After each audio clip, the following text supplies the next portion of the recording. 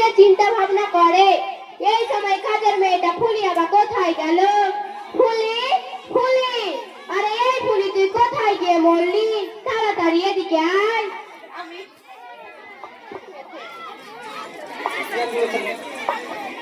কি হয়েছে আবার? আমার ডাকতেছেন যে? আমি কি পাখির মতো উইরা উইরা আমু? মনে হচ্ছে মহাভারত অশুদ্ধ হয়ে যাচ্ছে। কোন আমার ডাকতেছেন কেন? ডাকবো না মানে বাড়ির কাজ কে করবে? আমি করলে তো ভালোই হইতো। কি বললি তুই? না মানে আমি কইলাম। আপনি বড় লোকের মাইয়া, কাজ কাম করার শোভা পাই না। চিন্তা করিয়েন না, আমি বাড়ি সব একদম করে রেখেছি। তুই যদি বাড়ির কাজ করতিস তাহলে এগুলো কি মানে?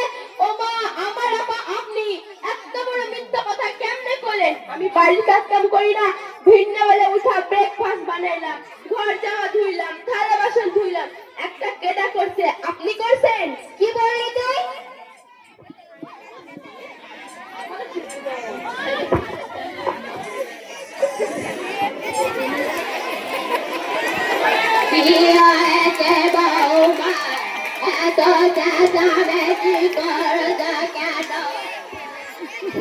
চেঁচামেচি করবো না তো কি করবো? নাচবো? যত সব। ও বাবা, আপনি বলছেন নাচতে যাবেন? যান, আমার আবার শরম করে। কি বললি তুই? বলি তুই দয়া করে চুপ থাক, আগে বুঝিয়ে কোনো লাভ হবে না। যান যান, খেয়ে দিয়ে কাজ নেই বলে।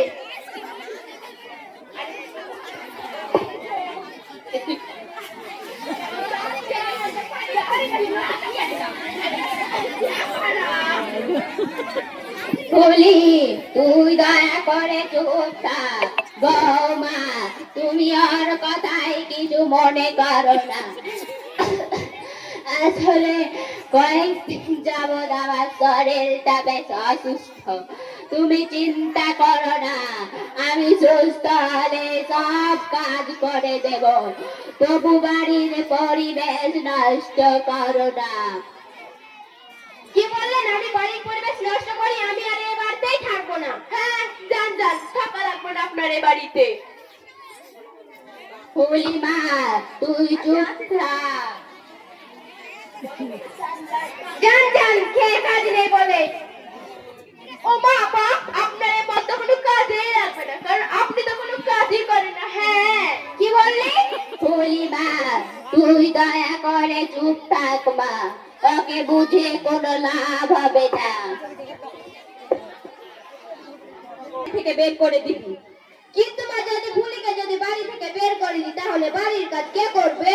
আচ্ছা যাই হোক, এই কাজের মেয়ের কথা এখন বাদ দে। তোকে যা বললাম তুই আগে তাই কর। ঠিক আছে মা, তোমার বুদ্ধিটাই কাজে লাগাচ্ছি। ঠিক আছে মা, ফোনটা রাখো আর তুমি ভালো থেকো। আচ্ছা আচ্ছা মা। ঠিক আছে মা। অনেক বয়স হচ্ছে, মায়ের একটু যত্নের প্রয়োজন। তাই তুমি এখন অফিসে টানা কাজ করো আর আমিও মেয়েটাকে এটা ওটা করে স্কুল পাঠাই। এমনি কি ফুলিও বাড়ির কাজ করে, মাকে সময় দিতে পারছে না। তাই আর বলছিলাম কি, আরে তোমরা বাড়ির মানুষ খুব ব্যস্ত, এটা আমি জানি, কিন্তু বারবার ঘুরিয়ে পেয়েছে কি বলবে বলো না? মানে বলছিলাম কি, মায়ের তো অনেক বয়স হয়েছে, মাকে যদি বৃদ্ধাশ্রমে রেখে আসার ব্যবস্থা করতে তাহলে ভালোই হইতো। সেখানে মায়ের সময়টা পার হয়ে যায়, তো এমনি কি থাকতো না কোনো দুঃখ কষ্ট। তাই আর বলছিলাম কি, এটা একটু ভেবে দেখার বিষয়। হ্যাঁ দাঁড়াও, আমি একটু ভেবে দেখি। আর তুমি আবার মাকে গিয়ে আগে থেকে কিছু বলতে যেও না জানো। আমি দেখি পরে কি করা যায়। ঠিক আছে, তুমি যা ভালো বোঝো তাই করো। এখন কি তোমার কিছু লাগবে? একটা কফি হলে তো ভালোই হতো, কিন্তু সময় আর নেই, অফিস যেতে হবে। থাক, আসার পর খাবো। ঠিক আছে, তুমি ভালোভাবে যেও। আচ্ছা যাও।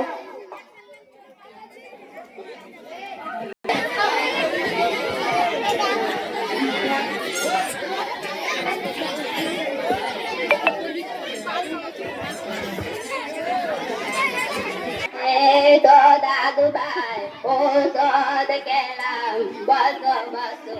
বসি দিদা। দিদা, তোমার কত কষ্ট তাই না? সব কাজ তোমার এক হাতে করতে হয়। ফুলি খালা আম্মা তোমায় কত সাহায্য করে। আমার মা শুধু তোমায় সব সময়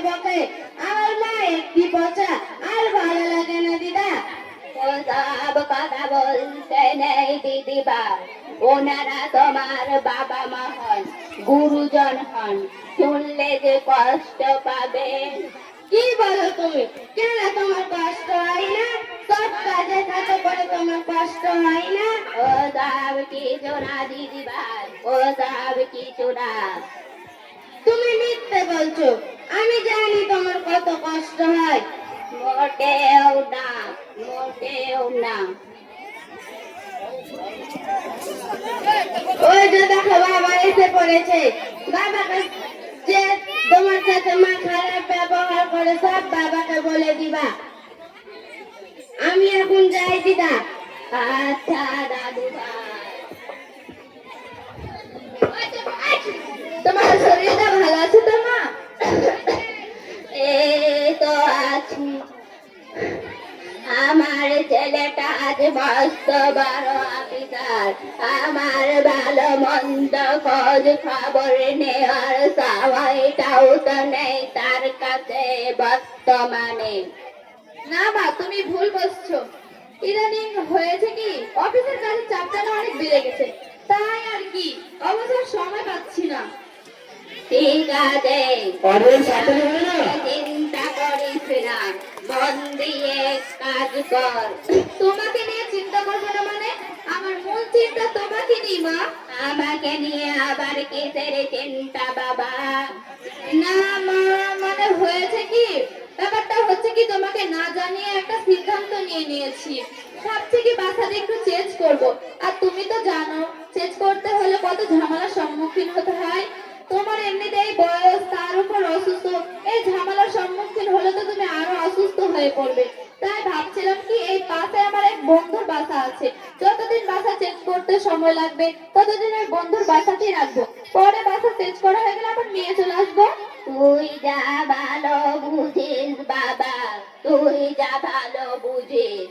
আচ্ছা মা, তাহলে চলো ভিতরে গিয়ে মানাহাকে বলে তোমার ব্যাগটা গুছিয়ে দেওয়ার ব্যবস্থা করি। চল বাবা, চল। চলো।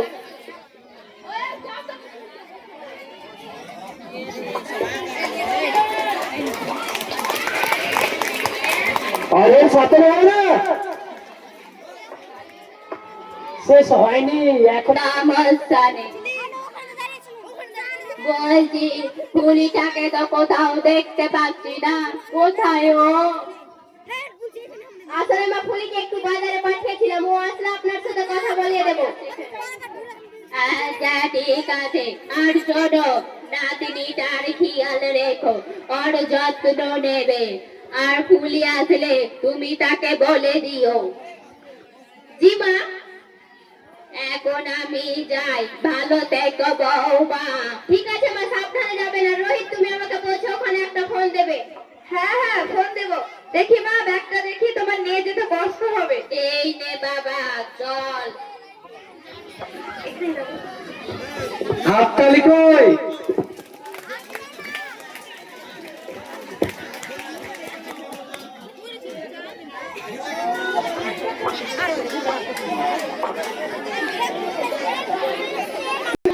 আপনার লেগে তো পান লয়ে আইছি। খালাম্মা, ও খালাম্মা, পান খাইবেন না? শোনে, বাড়িতে আর এখন থেকে কেউ পান খাবে না। মানে? মানে খুব সোজা, কারণ রোহিতের মাকে বৃদ্ধাশ্রমে রেখে আসতে গিয়েছে। কি? বড় বাবা, এটা ঠিক করেন না। আর আপনি একটা মা হয়ে কেমনে একটা মার অধিকার থেকে বঞ্চিত করতে পারলেন? এটা আপনি ঠিক করেন না। শোনেন, একটা কথা কইতেছি, যেদিন আপনাকে সন্তান আপনার সাথে ঠিক একটাই করবে, সেদিন বুঝবেন কত কষ্ট। থাক, তোকে আর বড় বড় করতে কথা বলতে হবে না। যা গিয়ে কাজ কর। আমি তো কাজেরই মাইয়া। মার মর্ম বুঝতেছেন না তো? তো বুঝবেন, আমি তো কাজেরই মাইয়া, আমি তো কাজই করব। যা ভেতরে যা।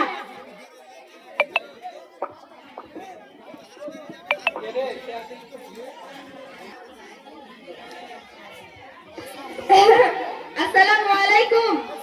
জি ওয়ালাইকুম আসসালাম। আমি রোহিত শেখ, ওই যে ফোনে কথা হলো না? ও আচ্ছা আচ্ছা, রোহিত শেখ, জি বসেন বসেন। আপনার মাকে নিয়ে এসেছেন? জি, আমার মাকে নিয়ে এসেছি, বাইরে বসিয়ে রেখে এলাম। ও আচ্ছা, একটা ফর্ম ফিল আপ করতে হবে, ফর্ম ফিল আপ করে আপনি আপনার মাকে রেখে যেতে পারেন।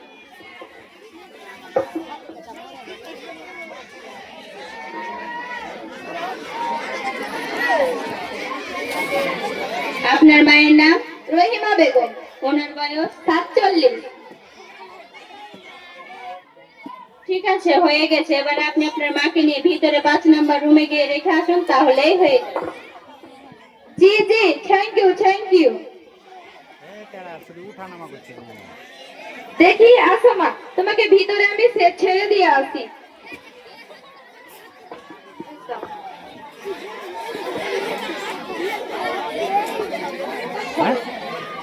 চলে গেলাম।